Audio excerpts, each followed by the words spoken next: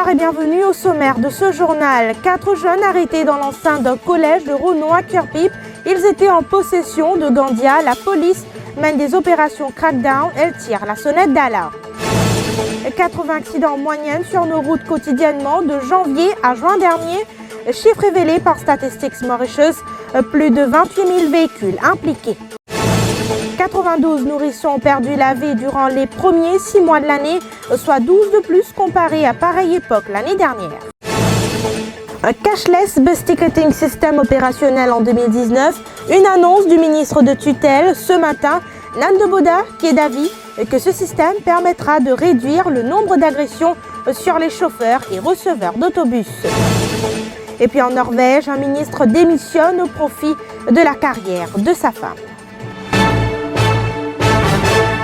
Bonsoir à tous. Drogue synthétique, Gandia, école buissonnière, des élèves qui se changent sur le parking du supermarché Monoprix. La police de Curepipe met les bouchées doubles pour tenter d'assainir la situation. Le maire de la ville Lumière dit être conscient que tout n'est pas rose et collabore avec les forces de l'ordre. C'est un reportage signé Mima Omir Dari. La police de Curepipe accentue ses descentes sur le terrain. Les endroits ciblés sont la gare Yann Palak et la rue Châteauneuf, entre autres. Ce jeudi, 4 anciens élèves du collège Saint-Joseph ont été interpellés dans la cour de l'établissement pour possession de Gandia. Notre équipe sur place a été surprise de constater que des élèves utilisent le parking du supermarché Monoprix pour s'adonner à d'autres activités.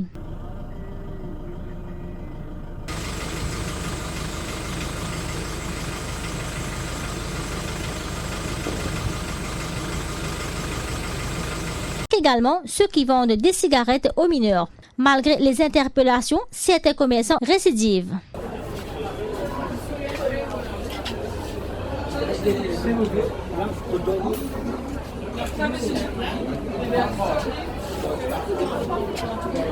Le maire de Curepipe, Hans Marguerite, conseille de ne pas être au courant de tout cela. Il affirme avoir demandé à la police de redoubler de vigilance. Et du bon mot dire aujourd'hui, c'est qu'actuellement pour Curepipe, on finit faire la réunion avec la brigade de mineurs et on finit contacter certaines personnes aussi de nous inspecter pour capable ouvrir l'œil au agor ici à côté de SBM. On gagne une complainte aussi qui ban personne indien moi qui à côté de SBM gagne un problème man jebon vin là man jeune etc. Aujourd'hui on peut pas donner l'âge mais c'est moi de tout ceux qui a été jeunes qui sont là et nous tenons une réunion fructueuse. Sur la gare, qui mène l'appui de la DSU, de la police, et je peux faire un fréquent, un inspecteur aussi, alter le lieu. Si nous avons des images, nous pouvons trouver qu'il y a une personne ou un commerçant, puis van man affaire avec un mineur, qui des cigarettes, même qui de l'alcool, je dis franchement, en tant que maire de Curepipe, je ne vais pas tolérer aucune chose. Malgré ces efforts, la police de Curepipe sait que la tâche est herculéenne afin d'assainir la situation dans la ville Lumière. 80 accidents en moyenne enregistrés sur nos routes quotidiennement entre janvier et juin dernier. Constat de Statistics Mauritius, un communiqué en ce sens a été émis ce jeudi. Durant les 6 premiers mois de l'année, plus de 28 000 véhicules ont été impliqués dans des accidents de la route, à savoir que plus de 10 000 véhicules sont venus s'ajouter au parc automobile mauricien depuis janvier. Les précisions d'Adila Moïd Sarouar. Même si le nombre d'accidents de la route a diminué de 2,7%, le chiffre reste alarmant. Durant le premier semestre de cette année, 88 personnes sont décédées des suites d'accidents de la route, représentant une hausse de 20,5% puisqu'à la même période l'année dernière, le nombre était de 73. De janvier à juin de cette année, 14 634 accidents ont été enregistrés, ce qui représente une moyenne de 80 accidents par jour. Parmi ces accidents, 79 ont été fatals contre 69 l'année dernière à la même période. Durant les 6 premiers mois de l'année, 28 709 véhicules étaient impliqués dans des accidents contre 29 467 en 2017. Même le nombre de blessés a connu une baisse de 12,9% passant à 1763. Parmi les blessés, 39,6% concernent des motocyclistes, 26,1% des passagers, 16,8% des chauffeurs, 14,2% des piétons et 3,3% des cyclistes. Par ailleurs, à fin juin, 543 623 véhicules étaient enregistrés à la NTA comparé à 531 797 à fin décembre 2017, soit une hausse de 11 826.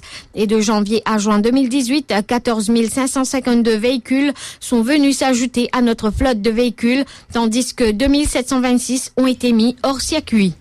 139, c'est le nombre d'agressions sur les receveurs et chauffeurs d'autobus recensés de 2015 à juin 2018. Des chiffres qui inquiètent les autorités.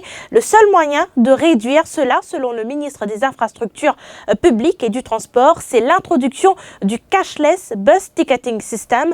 Ce système sera opérationnel après la mise en service du Métro Express, a annoncé Nando Boda. Le taux de mortalité infantile est en hausse à Maurice. 92 nourrissons ont perdu la vie durant les premiers 6 mois de l'année contre 80 durant la même période l'année dernière. La naissance de bébés prématurés ou encore de grossesses précoces sont parmi les causes principales de mortalité infantile à Maurice. C'est en tout cas ce qu'affirme la doctoresse Sandia Tugmoabir, pédiatre à l'hôpital Jitu. La négligence des parents également pointée du doigt, notamment en ce qui concerne les vaccins.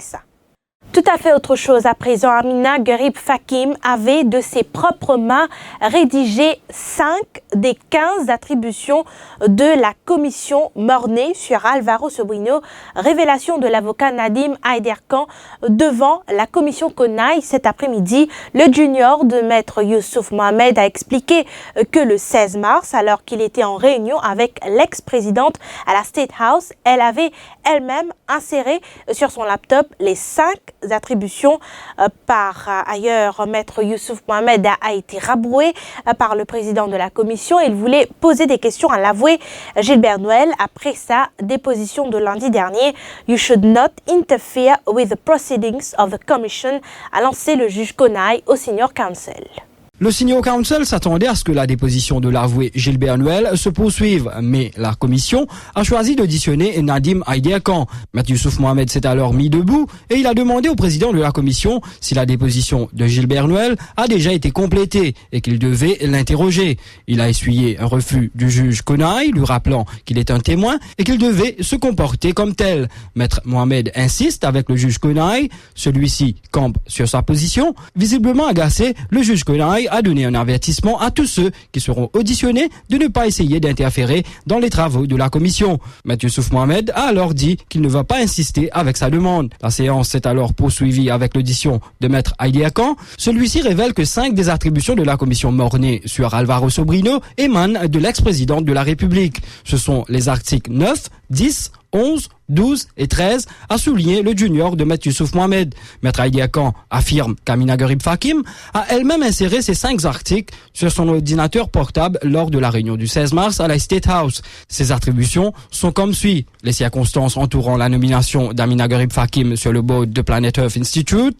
les circonstances entourant l'émission d'une carte de crédit au nom d'Amina Gharib Fakim, les transactions relatives à son utilisation, la publication de ses relevés bancaires dans la presse et la fuite de ces documents. Après Nadim Aiderkan, l'acting accountant general, Sunil Dotramdin a été auditionné. Il a fourni des détails sur le compte ouvert par Planet Earth Institute et géré par son bureau. Les travaux de la commission d'enquête Konaï se poursuivront jeudi prochain. On m'a mis au courant de la vente des actifs de Britam Kenya, mais on ne m'a pas consulté sur la question. C'est ce qu'a tenté d'expliquer Rochi Badin devant la commission Doma cet après-midi. Le juge Bouchan Doma et ses assesseurs voulaient connaître le degré d'implication de l'ex-ministre de la Bonne Gouvernance dans cette affaire. Le président de la commission s'est aussi interrogé sur le fonctionnement de ce ministère qui semblait être au-dessus des paramètres établis pour la fonction publique. Le mondial est un issue important, un issue CIA, mais en temps, c'est Dieu. La bonne CIA avec le commissaire, M. Doma. So, I've explained to him that there is an issue légal très sérieux et qui is now aware of it. Mais pas expertement venir dire ça devant toute la presse. Laisse le commissaire faire le travail. Mais il peut venir.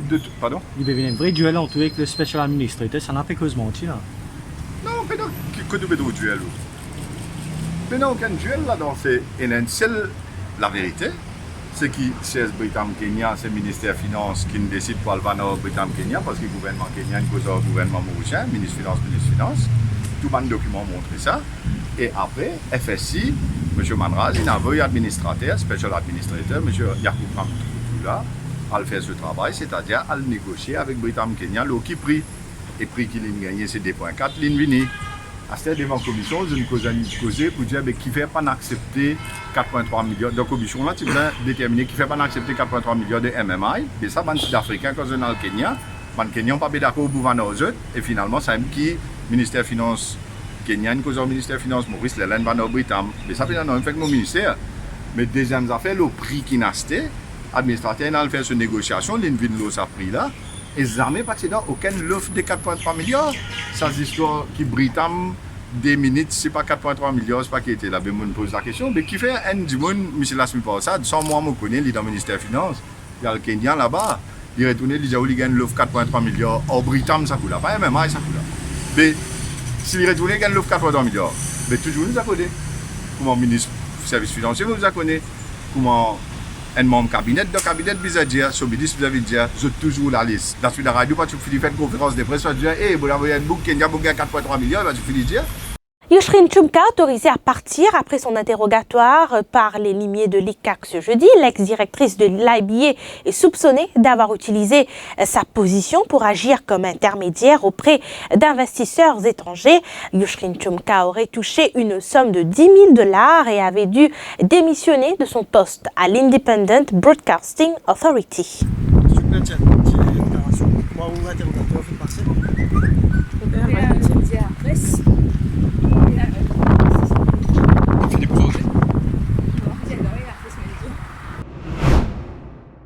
L'actualité dans le monde, le ministre norvégien des Transports, Ketil Solvik-Olsen, a annoncé aujourd'hui sa démission pour donner la priorité pendant 1 an à la carrière de son épouse médecin, un geste salué comme exemplaire pour la parité homme-femme. Cela a été fantastique d'être ministre des Transports et des Communications et en fait, j'aurais bien continué toute ma vie, a déclaré le membre du Parti du Progrès à ce poste depuis 2013, mais je suis maintenant arrivé à un carrefour dans la vie où c'est au tour de ma femme de poursuivre son rêve.